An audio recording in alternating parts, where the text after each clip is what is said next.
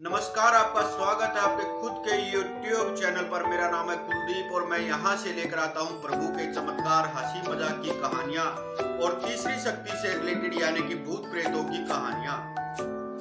तो आज की कहानी है गायत्री जी की, राजस्थान से। ये राजस्थान के एक छोटे से गांव की कहानी है, लेकिन गायत्री जी की शादी जिस परिवार में होती है वो परिवार बहुत बड़ा है। गांव छोटा सा है, मतलब ये मान लीजिए 70-80 या 100 के आसपास मकान होंगे इस गांव में। लेकिन इनका परिवार बहुत बड़ा परिवार है, एक ज्वाइंट फैमिली है और बहुत रईस परिवार है ये। और ये उस घर की सबसे बड़ी बहू है। जब ये अपने ससुराल जाती है पहली बार, मतलब सभी बहुत खुश होते हैं इसे देखकर, क्योंकि ये बहुत ही सुंदर है। गायत्री जी बहुत ही खूबसूरत है, इतनी सुंदर, मतलब इनके घर में ना आज तक कोई बहू आई है और ना ही कोई बेटी है। मतलब बहुत प्यारी, बहुत सुशील। और ये जो है बहुत ही गरीब घर से थी। गायत्री जी जो है बहुत ही गरीब घर से थी, माँ बाप जो इसके बहुत गरीब थे। और ये अपने उस परिवार की सबसे बड़ी बहू है। बहुत अच्छा चल रहा है सब कुछ। गायत्री जी भी सबको बड़ा मान सम्मान दे रही हैं, बड़े प्यार से इज्जत से सबसे बात करती हैं, सबकी अच्छी सेवा करती हैं। क्योंकि देखिए गरीब घर से थी, यहाँ पर हर कोई इसे देखकर खुश है, क्योंकि ये बहुत सुंदर थी, बहुत सुशील थी। अब शादी को जो है 3 साल हो जाते हैं, लेकिन इनके घर पर कोई खुशी नहीं आई, मतलब कोई संतान नहीं हुई। डॉक्टर, वैद्य, पंडित वगैरह से दिखाया जा रहा है, लेकिन कहीं से कोई उम्मीद इन्हें नजर नहीं आती। लेकिन हाँ, यहाँ पर मैं आपको एक बात और बता देता हूँ कि जब भी डॉक्टर को, वैद्य को, किसी को भी दिखाया जाता है तो सिर्फ इन्हें ही दिखाया जाता है, गायत्री जी को, इनके पति को नहीं। आप समझ गए होंगे, इनके पति नहीं जाते कभी किसी डॉक्टर वैद्य के पास, सिर्फ यही जाती हैं। अब 4 साल हो गए हैं, जो इनके साथ अच्छा बर्ताव होता था वो अब धीरे धीरे चेंज होने लग गया है। लोग जो है, इसका जो परिवार के जो लोग हैं वो इसे छोटे मोटे अब ताने देने लग गए हैं कि ये हमें संतान सुख नहीं दे सकती, ये है वो है। मतलब आप समझ ही सकते हैं कि कैसी कैसी बातें इसको बोली गई होंगी। लेकिन अभी इतना नहीं हुआ है, अभी होगा। कहानी में आगे मैं बताऊंगा आपको अभी। तो अब ये बेचारी थोड़ी परेशान रहने लगी, लेकिन फिर भी चलो ठीक है, जैसे तैसे समय निकल रहा था। 4 साल हो गए, 5 साल हो गए। अब इसके साथ बहुत ही बुरा व्यवहार होने लग गया। पहले तो घर घर में जो है लोग इसे बोलते थे, क्योंकि परिवार बहुत बड़ा है, ज्वाइंट फैमिली है इनकी। और राजस्थान में आपने देखे भी होंगे कि मतलब इतने बड़े बड़े मकान होते हैं, किले, एक महल, जो महल टाइप में जो होते हैं ना, इस टाइप का इनका मकान था।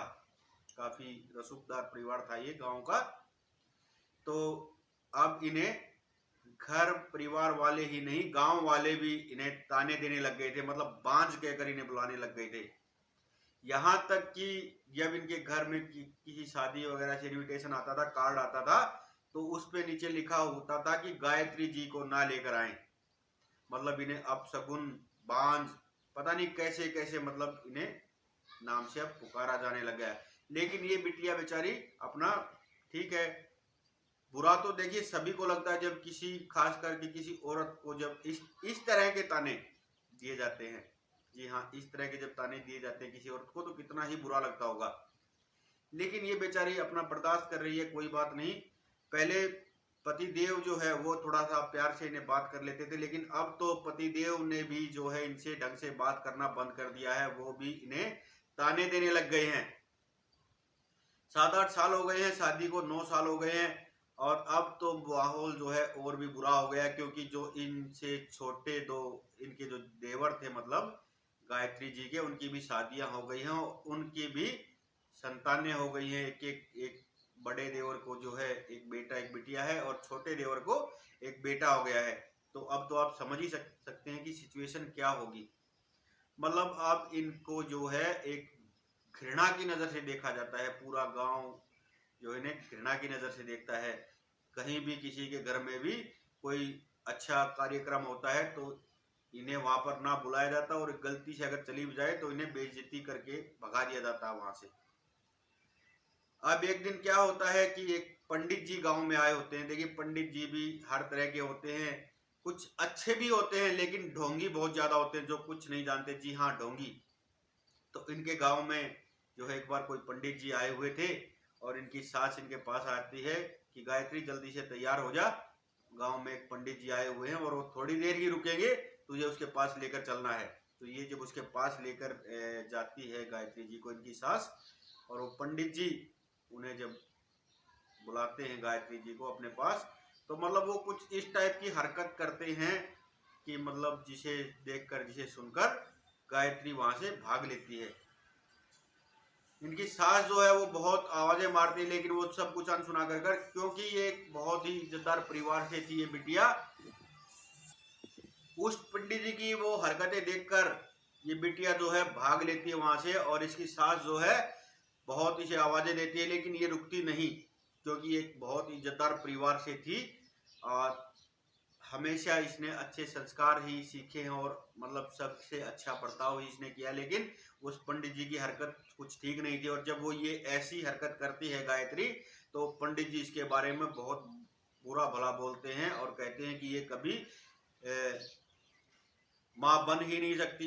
इसका मतलब इसकी चरित्र पर उंगलियां उठा देता है वो पंडित जो है, वो इसके चरित्र पर उंगली उठा देता है कि ये जो है इसका चरित्र ठीक नहीं है, इसीलिए ये माँ नहीं बन सकती। और इसकी जो सास है वो भी कहती हाँ पंडित जी, हमें भी शक है इस पर, लेकिन कभी आज तक पकड़ी नहीं गई है ये। कोई बात नहीं, ऐसे ही बातें चलती रहती हैं कुछ दिन और। मतलब अब इसके साथ और भी बेचारी के साथ बुरा व्यवहार होने लग गया। ये बस भगवान से ही बातें करती है अब कि भगवान जब मेरी तकदीर में कुछ लिखा ही नहीं था तो मुझे पैदा ही क्यों किया, मुझे इस धरती पर भेजा ही क्यों। अब कुछ दिन बाद इनके घर पर एक डोमेस्टिक हेल्प करने वाली, मतलब एक काम वाली बाई इनके घर आती है, और वो जो है बहुत अच्छी है और वो गायत्री जी से भी बहुत प्यार करती है। वो हर और किसी की बात जो है 1% इग्नोर कर सकती है, लेकिन गायत्री जी की कोई भी बात वो इग्नोर नहीं करती, बहुत अच्छे से इनसे बात करती है। और इसका एक छोटा सा बेटा है 7-8 साल का, जो कभी कभी यहाँ महल में आता है अपनी मम्मी के साथ जब उसका स्कूल की छुट्टी वगैरह होती है। तो गायत्री जी जो है उस बच्चे के साथ बहुत खेलती हैं, बहुत सारे तोहफे देती हैं, टॉफी चॉकलेट वगैरह उन्हें खिलाती हैं। मतलब गायत्री जी भी अब खुश रहने लग गई हैं उस बच्चे को देख देख के, मतलब बहुत खुश रहने लग गई हैं। लेकिन जो वो काम वाली जो बाई है, वो जो दीदी है, उसकी जो सास है, उसको जब पता लगता है कि गायत्री जी जो है इस बच्चे को तोहफे वगैरह देती हैं और वो खेलता है इनके साथ, तो वो इनको, इस काम वाली दीदी को मना कर देती है कि आज के बाद हमारे बच्चे को वहां पर लेकर जाने की कोई जरूरत नहीं है, अन्यथा हम तेरा भी ये काम जो है बंद करवा देंगे, कोई जरूरत नहीं है तुझे कहीं भी जाने की। अब ये सुनकर वो दीदी जो है बच्चे को ले जाना बंद कर देती है। एक दिन स्कूल की छुट्टी है, गायत्री जी पूछती है बच्चे को क्यों नहीं लेकर आई, तो वो दीदी कहती है कि उसकी तबीयत खराब है, तबीयत ठीक नहीं है उसकी। तो गायत्री जी कहती है बेटा ऐसा है, झूठ बोलने की जरूरत नहीं है, तुम्हारा चेहरा तुम्हारी बातों का साथ नहीं दे रहा है और मुझे इंसानों की पहचान है, तुम झूठ बोल रही है, कोई बात नहीं, मैं समझ सकती हूँ, लेकिन कोई दिक्कत नहीं है। तो वो दीदी ने कहती है कि आप एक बात बताइए कि आप इतनी दुखी हैं, इतनी परेशान, आपके साथ इतना बुरा व्यवहार हो रहा, क्या कभी आपने माता रानी से अर्जी लगाई है, कभी माता रानी से आपने बात की है? तो ये कहती है कि देखिए हमारे घर पर ऐसा कुछ होता नहीं, हमारे घर पर माता रानी की भी इतनी कोई विशेष पूजा वगैरह नहीं होती। तो वो जो काम वाली दीदी है वो कहती है कि देखिए आज से 3 दिन बाद जो है नवरात्रे शुरू हो रहे हैं, आपने कभी नवरात्रे किए हैं आज तक? तो ये मना कर देती है कि नहीं मैंने नहीं किए। वो पूछती है कि शादी से पहले भी नहीं गई किए कभी आपने नवरात्रे? तो ये मना कर देती है नहीं मैंने नहीं किए कभी। तो ये कहती है कि देखिए नवरात्रे आप अपने घर पर पूछ लीजिए अपने पति और अपनी सास से, अगर वो बोले तो आप नवरात्रे रखिए, और माता रानी जो है हर किसी की खाली झोली भरती है, आपकी भी मुराद जरूर पूरी होगी, तो आप प्लीज मेरे कहने से कृपा आप नवरात्रे रखिए। तो ये तुरंत भागते हुए अपने पति के पास जाती है और पूछती है कि 3 दिन बाद जो नवरात्रे शुरू हो रहे हैं, क्या मैं नवरात्रे रख सकती हूँ? तो इसका पति कहता है जब तुझे हम पूजा भी नहीं करने देते, तुझे हम मंदिर में प्रवेश तक नहीं करने देते, तू नवरात्रे रखने की बात कर रही है? जा चली जा यहाँ से, मेरे से ज्यादा फालतू बात मत कर और कोई जरूरत नहीं इन सब चीजों की। तो ये बेचारी रोना सा मुंह बनाकर आती है और मना कर देती है कि उन्होंने मना कर दिया है। तो वो दीदी कहती है कि कोई बात नहीं, मैं आपके लिए चौकी लगाऊंगी, मैं आपके लिए नवरात्रि रखूंगी और आप मेरे घर तो आ सकती हैं, आप अपने घर नहीं कर सकती नवरात्रि की पूजा वगैरह, तो आप मेरे घर तो आ सकती हैं। ये कहती हाँ आ सकती हूँ मैं। तो अब 3 दिन बाद जो है नवरात्रि आते हैं और ये जो दीदी है काम वाली, इसने अब छुट्टी ले ली है काम से कि 9 दिन बाद ही मैं काम पर आऊंगी। और अगले दिन गायत्री जी जो है सुबह सुबह नहा धोकर इसके घर पहुंच जाती है, खूब अच्छे से पूजा आरती वगैरह होती है। 3 दिन अच्छे से बीत गए, लेकिन चौथे दिन जो है इसकी सास इसको बोलती है कि कहाँ जा रही है तू, मैं हर रोज तुझे देखती हूँ, कहाँ सुबह सुबह तू जाती है। ये कहती है कि नहीं कुछ नहीं माँ जी, मेरी तबीयत ठीक नहीं रहती और वैद्य जी से मैंने बात की थी, तो वैद्य जी ने बोला है कि थोड़ा जो है घूम के आया करो, थोड़ा सा वॉकिंग किया करो, मैं वही जा रही थी। तो ये कहती कोई जरूरत नहीं, लेकिन ये माँ जी की बात को अनसुना करके और चली जाती है। अब 2-3 दिन और बीत जाते हैं, मतलब 5-6 दिन हो जाते हैं, तो इसका पतिदेव भी इसको कहता है कि कहीं जाने की जरूरत नहीं है, माँ ने जब तुम्हें मना कर दिया फिर क्यों जाती हो तुम। लेकिन ये उसकी बात भी अनसुना करके, और मतलब 8 दिन जो है इनके बीत जाते हैं, लेकिन 9वें दिन जिस दिन कंजक जिमाने थे बैठाने थे, उस दिन जो है ये जब सुबह उठती है, उसने बोल दिया था काम वाली दीदी ने कि कल जो है आपको सुबह जल्दी आना होगा क्योंकि हमें प्रसाद तैयार करना है, कंजक बिठाने हैं और पूजा वगैरह होगी, तो आप थोड़ा टाइम से आना। लेकिन जब ये सुबह जल्दी उठती है और तैयार होती है और फिर देखती है तो इसका दरवाजा किसी ने बाहर से बंद कर दिया है। ये बहुत सी आवाजें वगैरह लगाती है लेकिन दरवाजा कोई खोलता नहीं, सब आते हैं देखते हैं और चले जाते हैं क्योंकि सबको मना कर दिया गया था कोई दरवाजा नहीं खोलेगा। तो ये बेचारी बहुत परेशान है, जमीन में बैठी बैठी रो रही है। इतनी ही देर में एक छोटी सी प्यारी सी गुड़िया आती है, लाल से कपड़े पहने हुए, बहुत प्यारी, बहुत जबरदस्त तेज था उनके चेहरे पर, वो दरवाजा खोलती है और वो कहती है आप ही गायत्री जी हैं। तो ये कहती हाँ मैं ही हूँ। तो वो गुड़िया जो है छोटी सी प्यारी सी, वो कहती है कि मैं जो है उनके घर से आई हूँ और आपको बुलाया है, आप इतना देर कहाँ रह गई थी। तो ये कहती मैं जो है, गायत्री जी कहती हैं कि मैं आने ही वाली थी, लेकिन ये बिटिया जो है छोटी सी गुड़िया ये कहती है कि आपका तो दरवाजा किसी ने बंद कर दिया था बाहर से, शायद किसी ने खेल खेल में बंद कर दिया होगा, और चलो आप जल्दी से देर मत करो, मेरी उंगली पकड़ो। देखिए उंगली किसको पकड़नी चाहिए, उस गुड़िया को, इनकी। और वो बोल रही है कि तुम मेरी उंगली पकड़ो, कोई समस्या नहीं होगी, कोई नहीं रोकेगा तुम्हें। और ये उस गुड़िया की उंगली पकड़ती हैं और सभी मतलब महल के अंदर से निकल कर ये गई हैं, लेकिन किसी ने कुछ भी नहीं बोला। और ये वहां जाती हैं और वो जो काम वाली दीदी है वो कहती है कि आपने जो है इतनी देर कैसे कर दी।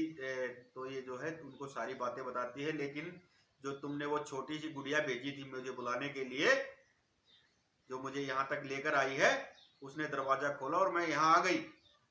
तो ये जो काम वाली दीदी है कहती है कि दीदी मैंने तो किसी को नहीं भेजा, कोई छोटी सी गुड़िया नहीं भेजी मैंने। तो गायत्री जी कहती है अरे एक छोटी सी प्यारी सी गुड़िया आई थी, लाल से कपड़े पहने हुए थे, जबरदस्त तेज था, बहुत प्यारी सुंदर सी गुड़िया थी। तो इसकी आंखों में आंसू आ जाते हैं और कहती है किधर गई है वो। तो ये गायत्री जी बताती है वो इधर गई है, उसने बोला कि मैं और भी बच्चों को बुला के लेके आना है, बहुत से बच्चे आते हैं हमारे साथ, उनको भी लेकर आना है। ये सब जगह ढूंढते लेकिन कहीं नहीं मिलती। तो वो काम वाली दीदी जो है वो कहती है कि ये स्वयं जो है माता रानी थी जिनकी उंगली पकड़कर आप यहाँ तक आई हो, और आपने माता रानी की उंगली को पकड़ लिया है। अब आपके जीवन में देखना बहुत सारी खुशियां आएंगी, अब आपकी झोली खुशियों से भरेगी, बहुत बड़ा चमत्कार हुआ है ये आपके साथ। और इतनी ही देर में कुछ लोग जो है इन्हें, गायत्री जी को गालियां देना शुरू हो जाते हैं बाहर से। और ये कुछ लोग कौन थे, इसके पतिदेव, इसकी सास और इसके घर वाले। कोई बात नहीं, लेकिन ये अपना उन बातों को अनदेखा करके, अनसुना करके प्रसाद वगैरह बनाने में व्यस्त है, अपना काम कर रही है। लेकिन थोड़ी देर के बाद वो लोग अंदर आ जाते हैं और इसकी सास जो है बहुत बुरा भला कहती है, बदचलन ये वो, मतलब बहुत बुरे बुरे शब्दों का इस्तेमाल करती है। वो शब्द मैं यहाँ से इस्तेमाल भी नहीं कर सकता, बोल भी नहीं सकता, ऐसे ऐसे शब्दों का इस्तेमाल इसकी सास इसके लिए करती है। ये बस बेहोश होने ही वाली थी, कितनी देर में इसके पतिदेव जो है वो कहते हैं कि माँ बस बहुत हो गया, अब ये मेरी पत्नी है, मुझे इसका साथ देना चाहिए, लेकिन मैं तुम्हारा साथ दे रहा हूँ, ये कहीं गलत नहीं, इसने कुछ काम गलत काम नहीं किया है, ये यहाँ पर माता रानी की पूजा करने के लिए आती थी। और अब अगर मेरी पत्नी को किसी ने भी कुछ बोला तो अच्छी बात नहीं होगी। और इतना सुनते ही मतलब पहला चमत्कार, जी हाँ, वहीं खड़े खड़े जो है वो बिल्कुल एकदम से बदल गया है। और इतना सुनते ही ये जो है बेहोश हो जाती है। इन्हें उठाकर वैद्य जी के पास लेकर जब जाया जाता है तो वैद्य जी कहते हैं, अरे हद है, इतनी बड़ी खुशी की बात और आप लोग खाली हाथ आ गए। तो इसके जो पतिदेव हैं गायत्री के, वो कहते हैं कि खुशी की बात क्या है पंडित जी, नहीं वैद्य जी, खुशी की बात क्या है बताइए। तो वैद्य जी कहते हैं कि आप पिता बनने वाले हैं, इससे बड़ी क्या ही खुशी की बात होगी। ये मतलब बहुत खुश होता है और इसके घर पर 2 जुड़वा बेटियां जन्म लेती हैं, बहुत प्यारी सी 2 गुड़िया इनके घर जन्म लेती हैं। ये था माता रानी का चमत्कार। और उसके बाद आज तक ये पूरा परिवार जो है माता रानी के नवरात्रे रखता है, माता रानी की पूजा होती है इनके घर पर हर रोज। और कई बार जो है ये वैष्णो माता भी जा चुके हैं। तो दोस्तों, ये थी आप आज की कहानी। उम्मीद करता हूँ आपको पसंद आई होगी। अगर पसंद आई हो तो लाइक करना, शेयर करना और कमेंट में लिखना जय माता दी। और अगर चैनल पर नए हो तो प्लीज़ सब्सक्राइब करना दोस्तों, मुझे आपकी सपोर्ट की बहुत ज़रूरत है। और आप सभी को नवरात्रों की हार्दिक शुभकामनाएं। हर हर महादेव, जय श्री श्याम।